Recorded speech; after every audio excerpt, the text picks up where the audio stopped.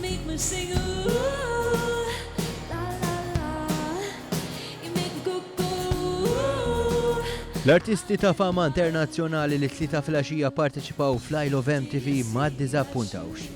Għal diversi sigħat ferħu divertew lil folla teluf ta' persuni li nġabret fuq il-fotos tal-Florjana għal kunċert li għal darb'oħra offra spettaklu mill-isbaħ. Id-diskors ta' kemm l-artisti tal-lum ma jiswew xejn fejn dawk ta' snin oħra li ta' spiss issir fil-jiem ta' qabel il-kunċert der jisfuma fix-xejn hekk kif minn kmieni wara nofsinhar bosta żgħażagħ bdew jinġabru fuq il-fotos. It should have been us. Could have been the real thing. I won't ever know for sure.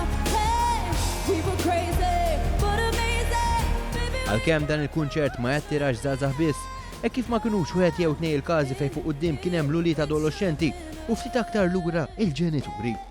Tori Kelly, Echo Smith, Jason Derulo, Omi u Martin Garrix il-kol taw prestazzjonijiet mill-aqwa għalkemm kien hemm mumenti fejn il-folla wieġbet aktar minn oħrajn.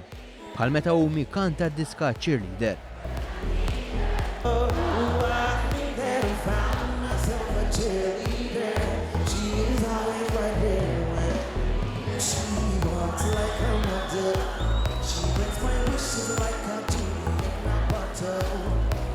Intlaqat bil-kbir ukoll l-interpretazzjoni tad-diska Want to Want Me minn Jason Derulo.